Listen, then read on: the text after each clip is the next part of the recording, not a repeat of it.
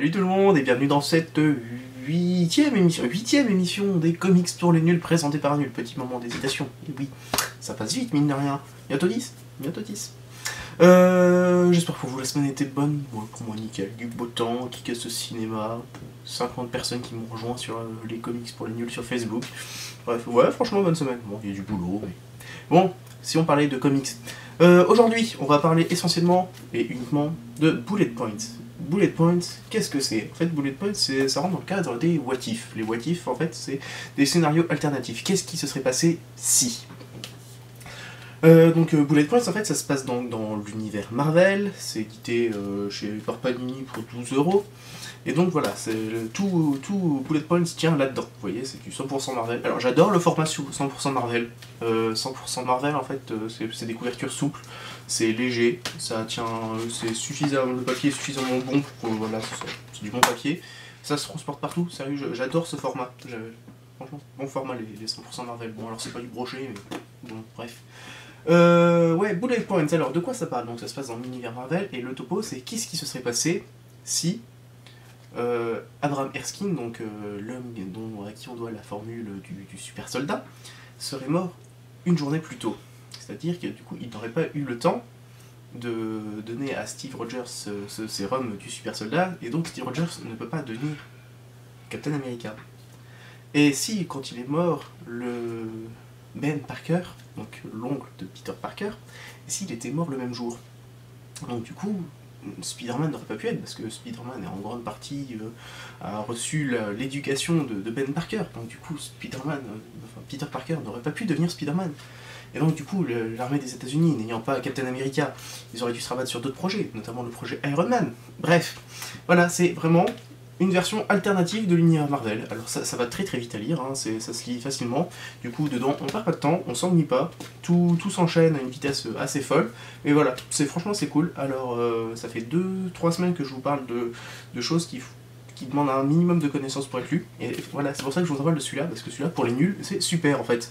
Il n'y a pas besoin de connaître l'univers Marvel pour pouvoir lire et comprendre Bullet Point. Ce qu'il faut savoir, c'est que Steve Rogers, c'est normalement Captain America, que Tony Stark, c'est normalement Iron Man, et que Peter Parker, c'est normalement Spider-Man. Voilà, au niveau des connaissances nécessaires, il y a à peu près que ça pour pouvoir à peu près cerner l'utilité de Bullet Points. Donc voilà, franchement, ça se lit vite, ça se lit bien. Et c'est super marrant en fait de voir un peu comme ça à quel point tout aurait pu être différent juste avec une balle tirée 24 heures plus tôt. Ça coûte pas bien cher, donc je vous recommande franchement.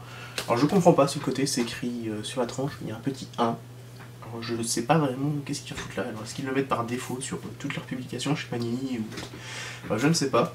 C'est Straczynski au scénario. Straczynski, j'en ai déjà parlé il y a pas très longtemps quand je parlais de Civil War. Au dessin, c'est, je sais plus son nom, Tommy Lee Edwards, donc, qui bosse dessus. Tommy Lee Edwards que je ne connaissais absolument pas, alors, grâce à la petite biographie qu'il y a au dos, je sais qu'il a travaillé plutôt pour le cinéma sur Batman Begins, sur Harry Potter, sur Blair Witch. Donc alors le dessin, oh, il casse pas des briques non plus. Donc, voilà, enfin, l'assassinat de ce bon vieux scientifique. Et un peu plus loin, je vais vous mettre un combat. Un combat qui oppose Hulk à Iron Man. Donc vous voyez, les scènes d'action, c'est pas non plus les plus belles scènes d'action qu'on a vues, loin de là. Des fois le dessin est même presque un peu grossier, parce que voilà, c'est pas super détaillé. Mais honnêtement, c'est pas vraiment pour le dessin que Bullet Point a tout son intérêt. L'intérêt il réside vraiment dans le scénario, et le scénario, il est bon.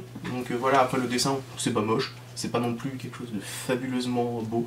Les couleurs sont bien, franchement, c'est bien colorisé, il n'y a pas un petit peu d'autres super-héros. Voilà, ça tient quand même bien la route, hein. Et voilà, c'est vraiment pour le scénario qu'il faut lire ça. C'est quelque chose de vraiment abordable, même si vous y connaissez rien en comics, ça coûte que 12€. C'est pas excessif, bon, d'accord, il n'y a pas non plus des centaines de pages.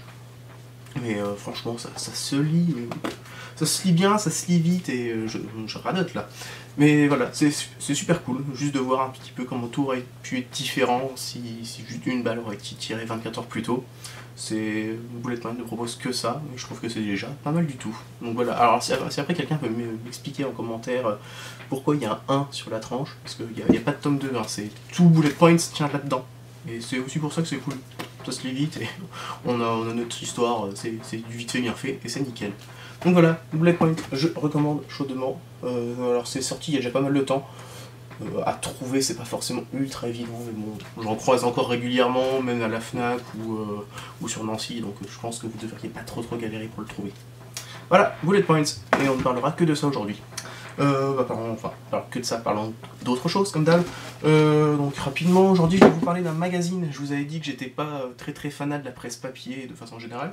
Mais voilà, il y a un magazine qui sort du lot. Donc alors je suis très jeux vidéo aussi, c'est un peu mon dada. J'aime beaucoup plus parler de jeux vidéo que de comics dans ma vie. Et il y a un magazine qui est sorti il y a un an qui s'appelle IG Mag. Alors IG Mag, donc comme vous pouvez le voir, ça se rapproche presque plus du bouquin que du magazine en fait. Chaque numéro fait presque 250 pages. C'est un format, par rapport à Bullet Points, vous voyez, c'est un format plutôt petit pour un magazine. Ça coûte 8,50 €, c'est disponible tous les 2 mois dans toutes les bonnes maisons de presse. Et voilà, en fait, IG Mag, j'adore le format. Donc pareil, c'est du souffle, ça se transporte partout. J'adore la mise en page. Je sais pas, la mise en page, je trouve la maquette assez chouette. Les articles de fond sont bons, donc il y a des articles de fond, il y a des tests, il y a des previews, il y a des reviews même, franchement il y a pas mal de choses, voilà, je fais un peu le tour des couvertures. Les couvertures en général j'ai trouvé assez chouettes. Donc voilà, je les ai pas tous, d'ailleurs il manque celui de mars-avril, il faudrait que je me dépêche de l'acheter pendant qu'il est encore dispo. Mais voilà, IG Mag, c'est un super bon magazine, en plus il y a pas mal de beau monde qui travaille dessus, il y a quelques journalistes de Gameblog entre autres, il y a d'autres personnes assez connues qui bossent dessus. Donc voilà, franchement, bon petit magazine, à un bon format. Il n'y a pas une page de pub dedans, c'est 8,50 €. À 8,50 €, vous n'avez pas la pub. Et franchement, il y a du contenu, les articles sont bien écrits. Franchement, rien à dire. IG Mag, c'est cool. Je sais pas, le format me plaît. Je crois que c'est édité par Ankama. J'ai un doute, mais il me semble que c'est édité par Ankama. Donc Ankama qui ont la maison mère de Dofus, entre autres, parce qu'ils sont pas mal diversifiés depuis. Donc voilà, IG Mag, vous les retrouverez facilement dans votre bibliothèque. Moi je mets ça au milieu de mes bouquins, parce que je trouve que c'est franchement un format très proche des bouquins.